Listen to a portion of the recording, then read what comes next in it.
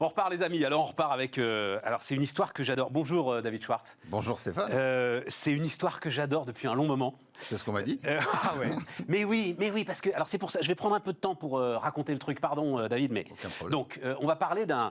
Alors pour le coup, d'un fonds d'investissement, d'une société d'investissement. Hein, un peu plus que ça, mais on fait de l'investissement. Comment est-ce que vous vous définissez? On est un accélérateur créateur de business et un investisseur. Ouais, voilà, c'est ça. Vous pourriez être totalement indépendant, qui s'appelle VIAID, mais c'est un fonds d'investissement, un investisseur, un accélérateur, qui a été créé en 2010, c'est ça, hein, je crois que c'est 2010. 10 ans, on a soufflé notre 10e bougie. Alors, je vais citer les deux marques commerciales que tout le monde connaît, qui sont Noroto et Midas. C'est ça. Parce que je trouve bien, Noroto et Midas, vous le savez tout, pas besoin d'être dans l'automobile, ils réparent les voitures. Bon, bah voilà, c'est important. Un des leaders européens d'ailleurs, hein, aujourd'hui. Le leader européen. Le leader européen de la réparation automobile. Et depuis 15 ans, les gars, en fait, depuis 20 ans, non, depuis 10 ans, les gars, en fait, réfléchissent en permanence sur, est-ce que je peux le résumer comme ça, on doit se préparer à réparer quoi demain? Finalement, c'est ça C'est un des sujets, c'est effectivement l'anticipation de ce qui va changer. Donc la voiture de demain ou les modes de transport de demain. Et puis il y a un sujet qui est la mobilité de demain. Est-ce qu'on continuera à utiliser les voitures? Voilà, c'est ça. Non, mais je trouve vous avez vu avec quelle violence, ça reste sidérant ce qui s'est passé autour du diesel. Quoi, en 2 ans, moi je me souviens très bien, je discute avec Carlos Ghosn, ça doit être 2017 ou 2018, je lui dis mais c'est la fin du diesel, il me dit non quand même pas, c'est trop important. Et boum. En 1 an et demi c'était fini. Avec une violence de dingue, et l'ensemble de ceux qui n'avaient pas anticipé. Mais en plus, c'est ça le sujet, c'est que vous ne pouvez pas anticiper de tels mouvements de violence. Ouais, parce qu'il y a beaucoup de choses, il y a beaucoup de facteurs qui jouent. Donc effectivement, les usages, la technologie, et puis on n'est pas seul au monde. Mais non, mais ça veut dire qu'il faut faire, c'est le modèle. Ça veut dire qu'il faut, sans même savoir à quoi ça va servir et à quelle échéance ça va servir, comprendre comment la mobilité évolue, et comprendre comment votre métier, votre cœur de métier est capable d'être challengé. Et chercher, tester en permanence. Ça, en permanence. C'est notre job. C'est ça. Même si, enfin, donc, vous avez, je plaisantais, vous avez l'anti-sèche. J'ai ma petite plaquette et mon anti-sèche. Non, mais attendez, mais c'est marrant. Je suis arrivé il y a 6 mois. Donnez-la-moi. Je suis arrivé il y a 6 mois, donc je connais pas encore tout par cœur. Je sais pas si on peut le voir. Mais non, mais c'est. Et on a plus de 20 boîtes dans le portefeuille. Mais c'est ça. Donc il y en a que je connais très bien, mais il y en a d'autres que je découvre encore. Au bout de 6 mois, je les connais pas encore toutes par cœur. Avec, alors, certaines d'entre elles qui sont très importantes. Hein, il y en a qui sont connues. Hitch est connu. On est en Indonésie chez Gojek, qui est connu en Asie. Hitch, faut dire un mot, parce que c'est connu quand on est à Paris, en Ile-de-France. Oui, dans les grandes villes de province aussi. Ah, ça y est, ils sont développés dans les... Donc, c'est un concurrent d'Uber, voilà, on va le dire comme ça. C'est Uber, mais différent. C'est différent parce que c'est un cible plus jeune, on peut payer en cash, c'est un peu plus flexible. Et c'est beaucoup autour de, à la fois les jeunes, les banlieues, ils sont très bons dans les banlieues, et puis tous ceux qui sortent. Alors en ce moment, avec le Covid, on sort moins. Parce qu'historiquement, ça a été ça, Hitch. Hein, ça a été ramener en banlieue les jeunes gars les week-ends. Voilà, exactement. Ou qui sortent le soir, ou après le resto, après le bar, etc. Ouais, c'est ça. Et aucun taxi voulait y aller. Les taxis y allaient peu, ou c'était mal couvert. Tiens, question là-dessus. Uber, ils sont en train de pivoter. Hein. Ils sont en train... C'est la vie des startups et des grands groupes que de se remettre en question. Vers la livraison de repas. Entre autres. Mais alors là, on sort du scope de VIAID si on s'intéresse à la livraison de repas. Non, parce que la mobilité, c'est de transporter des personnes ou des produits. Et puis parfois, éviter que les gens se déplacent en faisant venir le produit chez eux. Donc on reste dans de la mobilité. La question, c'est effectivement comment on fait bouger les gens et les produits. Et donc le sujet de la mobilité, il est large. Ce qui est intéressant, c'est que dans tous les cas, c'est un besoin essentiel. Là, on va dire 2-3 mots du Covid, parce qu'on ne peut pas parler du Covid avec ce qui s'est passé depuis 1 an, presque 10 mois, presque 1 an déjà. Avec le Covid, on constate que la mobilité, c'est essentiel. Ça paraît évident maintenant quand on le dit, mais quand on demande qu'est-ce qui est essentiel dans la vie, on va dire se nourrir, se soigner, travailler, parce qu'il faut gagner sa vie, puis c'est aussi un facteur social. Mais en fait, pour se nourrir, pour se soigner, pour travailler, il faut pouvoir se déplacer. Ouais. C'est aussi essentiel que les autres besoins essentiels. Ouais. Moi, j'ai découvert ça, parce que j'étais dans d'autres secteurs auparavant, mais j'ai découvert ça en arrivant. Alors, je l'ai raconté 2-3 fois, pendant qu'on était tous confinés là, au printemps. J'ai fait, comment ça s'appelle? C'est une uchronie, c'est ça, hein, une utopie où ça se passe mal. Et donc, c'était en fait, on était nous, une nouvelle race d'humains, on avait évolué, on bougeait plus. Et les seuls qui bougeaient et qui nous apportaient des choses, c'était les livreurs sur des scooters. Tu vois, et tu avais tout à coup une évolution humaine avec. Si tu avais des jambes, tu allais pouvoir être en mobilité. Mais c'est ça, parce qu'ils ils sont indispensables. Et puis avec le rayon d'1 kilomètre, on l'a vu. C'est presque produit. Ouais, absolument.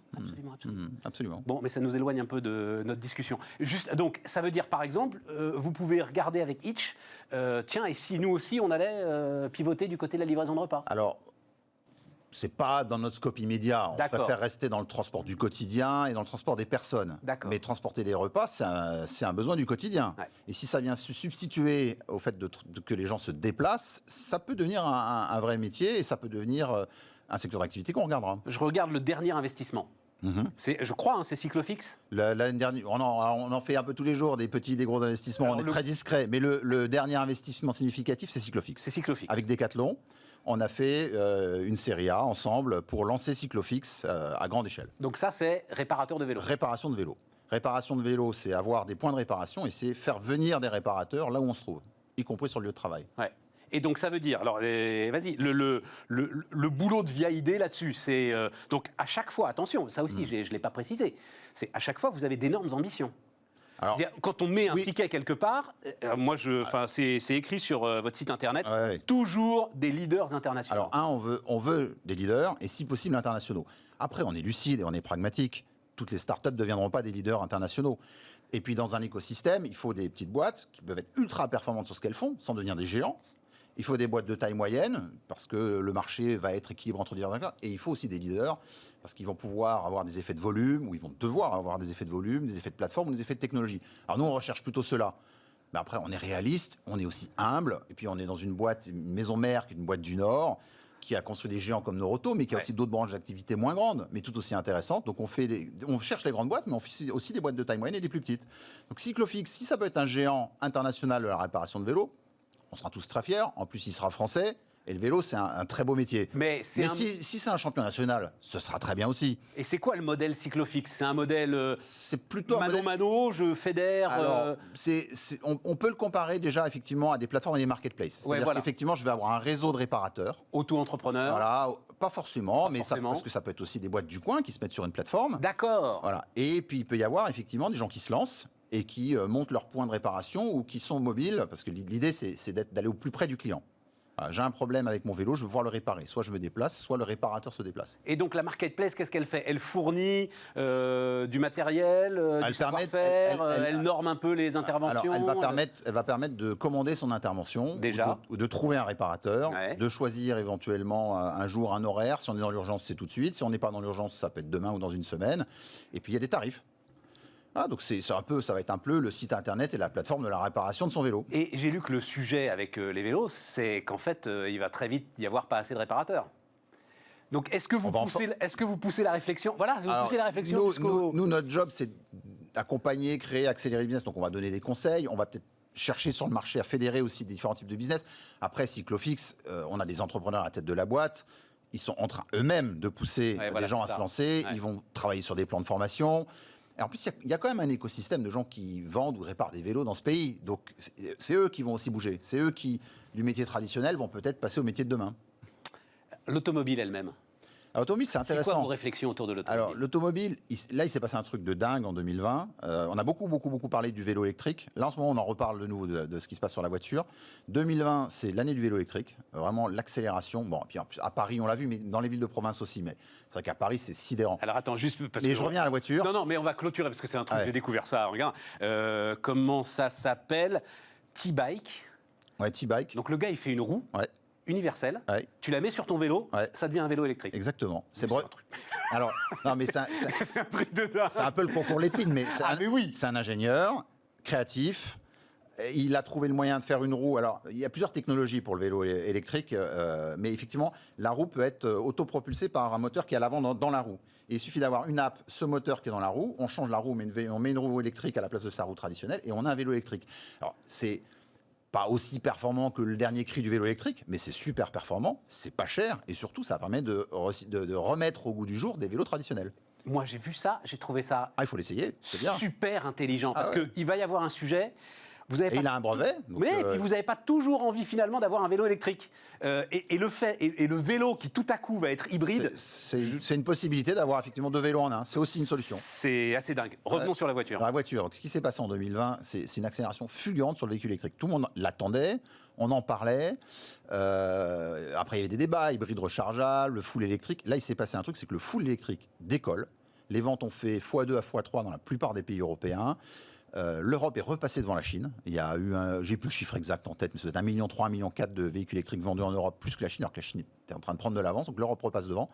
Moi, j'ai bon espoir que l'Europe et la France soient les leaders du véhicule électrique demain. Le véhicule le plus vendu en Europe, en France et en Allemagne, c'est un véhicule de Renault. Je vais faire de la pub pour Renault 2 secondes. Zoé. Mais la Zoé. Mais Peugeot est pas loin derrière. Alors, et puis j'ai beaucoup d'amitié et de respect pour toutes ces marques européennes. Ils ont tous de très bons véhicules électriques. Toi, tu fais de la pub pour Renault et moi, c'est une de mes marottes. Je rends hommage à Carlos Ghosn. Parce qu'on n'a plus le droit.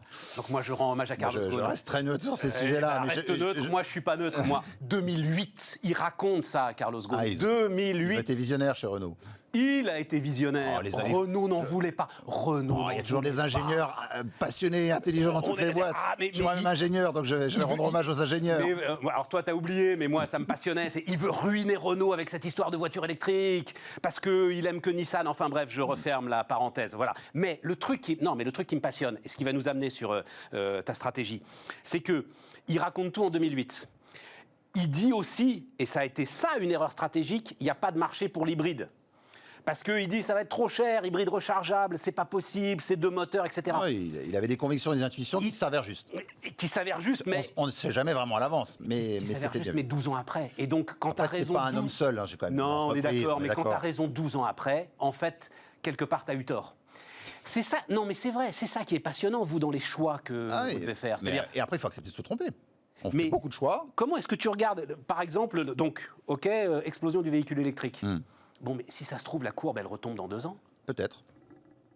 Mais à un moment donné, c'est un mélange de conviction, d'observation. Après, il y a le contexte quand même. Il y a des contextes où c'est plus facile de prendre des risques et d'avoir des intuitions sur lesquelles on est un peu sûr, mais on n'est jamais sûr. Là, on se dit quand même qu'entre le changement climatique, il faut sortir du thermique. Ensuite, on voit aussi qu'on va aller peut-être sur des véhicules un peu différents, notamment dans le monde urbain. Dans les villes moyennes ou la campagne, c'est peut-être un peu différent. Mais peut-être avoir des véhicules plus petits, des véhicules partagés, des véhicules en libre service. Et là, le véhicule électrique, ça coche un peu toutes les cases. Il y a 12 ans, c'était compliqué de le dire et de le savoir. Là, aujourd'hui, c'est un peu moins compliqué de le voir et de l'anticiper. Et alors, comment est-ce que via idée, enfin, où est-ce que j'investis là-dedans? Parce qu'il y a des tas de portes d'entrée pour les véhicules électriques. Alors, nous, on se dit 2 choses. Notre métier chez Mobvia, qui est notre maison mère, et via idée est là pour nourrir la stratégie de Mobvia, c'est d'amener des solutions aux gens. Pour faire simple, on est dans la mobilité du quotidien, on est dans la mobilité durable, ça fait partie de l'ADN de la boîte. De toute façon, c'est une ardente obligation maintenant que d'être écolo, propre, bas carbone. Donc nous, ce qu'on regarde dans le véhicule électrique, c'est comment les cartes vont se redistribuer. Notre métier à nous, c'est plutôt d'apporter des services et d'accompagner une fois qu'on a acheté la voiture. Bon, une fois qu'on a acheté une voiture électrique, il va y avoir plein de choses à faire. Déjà, la deuxième chose qu'on achète après un véhicule électrique, c'est une borne de recharge à domicile ou au travail. Où il va y avoir et donc vous pourriez investir là-dedans, par exemple? On pourrait investir dans ces secteurs-là. Alors après, nous, on ne fait pas que de l'investissement, on peut aussi faire des partenariats stratégiques, mais oui, on va le regarder. C'est hyper capitalistique quand même, hein, les bornes de recharge, c'est un truc... Il y a le réseau, mais il y a l'exploitation du réseau. Nous, on sera peut-être davantage sur l'exploitation du réseau. Après, il y a des très grosses bornes qui coûtent très cher, mais il y a des bornes plus petites qu'on met aussi. Ensuite, il y a des nouvelles technologies qui vont arriver, qui seront peut-être... plus approprié à l'usage du quotidien ou à des PME plutôt qu'à des grandes collectivités ou des grandes entreprises. Les grandes collectivités et les grandes entreprises, c'est un métier. Les particuliers et PME, c'est un autre métier. Bon, nous, on ira peut-être plutôt sur celui-là. Mais je ne préjuge de rien. Notre métier à nous, c'est d'anticiper, de prendre des risques, puis à un moment donné, d'investir. Après, on n'ira peut-être pas tout seul.